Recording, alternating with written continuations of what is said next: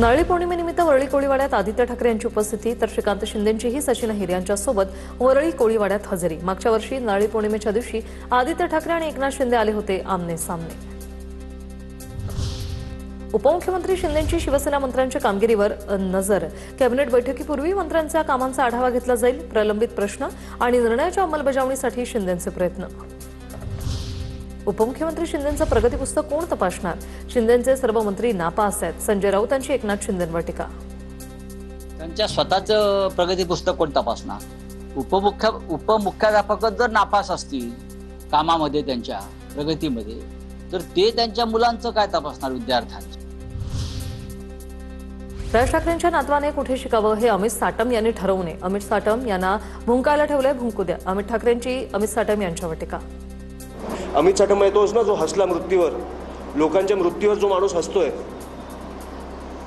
तो माझा मुलगा कुठच्या शाळेत जाणार हा हे ठरवणार।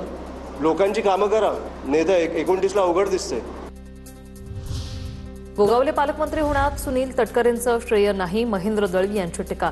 1.5 वर्ष तटकरेंनीच पालकमंत्रीपदाचा निर्णय थांबवला होता। मोठ उघडली तर तटकरे तोंड दाखवायच्या लायकीचे नसतील, महेंद्र दळवींची जहरी टीका। तर दळवींच्या अकलेची कीव करावीशी वाटते, अनिकेत तटकरेंचं प्रत्युत्तर। भास्कर जाधव मुख्यमंत्री झालेला आवडेल। भास्कर जाधव आमच्या पक्षातून मुख्यमंत्री असतील तर आनंदच आहे। सुभाष देसाईंच्या विधानावर प्रतिक्रिया देताना आदित्य ठाकरे यांचं विधान चर्चेत। आता मागच्या वेळेला माजी उद्योग मंत्री सुभाष देसाई आलेले होते आणि ते म्हणाले आहेत की भास्कर जाधव पुढचे मुख्यमंत्री असतील। काय तुम्हाला वाटतं? आमच्या पक्षातून असले तर आनंदच आहे आणि असणारच। वरळी विधानसभा मतदारसंघ आदित्य ठाकरेंचा। कोणीही नारळ फोडू द्या, विजयाचा नारळ आदित्य ठाकरेच फोडणार। सचिन अहिर मागच्या वेळी 20,000च्या फरकानं हरले होते। विनायक राऊतांचं वक्तव्य। वरळी मतदारसंघ हा शिवसेना नेते आमदार आदित्य ठाकरे यांचाच आहे की कोणी जरी किती जणांनी येऊन जर नारळ फोडण्याचा प्रयत्न केला तर अखेरीस विजयाचा नारळ हा आदित्यजी ठाकरेच फोडणार, यामध्ये कोणतीही शंका नाही। ठाणे शहरातील क्लस्टर योजनेविरोधात पवारांच्या राष्ट्रवादी क्लस्टर डेव्हलपमेंट कार्यालयावर धडक मोर्चा। मनाई आदेश झुगारून राष्ट्रवादी शरदचंद्र पवार पक्षाचा मोर्चा। आमदार जितेंद्र आव्हाड यांच्या नेतृत्वाखाली हजारोंची मोर्चात उपस्थिती। काँग्रेस अध्यक्ष मल्लिकार्जुन खरगे यांचं पंतप्रधान मोदींना पत्र। सर्वपक्षीय बैठक बोलावून मतदारसंघ पुनर्रचना विधेयकाबाबत चर्चेची मागणी आहे। त्याच जागांमध्ये आता महिलांना 33% आरक्षण देण्याची पत्रातून भूमिका मांडली। पत्रात संसदीय कार्यमंत्री किरेन रिजिजू यांच्या मुलाखतीचा दाखला देण्यात आलाय। आता बघूया टॉप 9 मोठ्या बातम्या। मालेगाव उपमहापौर कार्यालयात टिपू सुलतानचा फोटो लावल्याप्रकरणी शिवसेना आक्रमक। शिवसेनेच्या नगरसेवकांकडून उपमहापौर कार्यालयाबाहेर आंदोलन।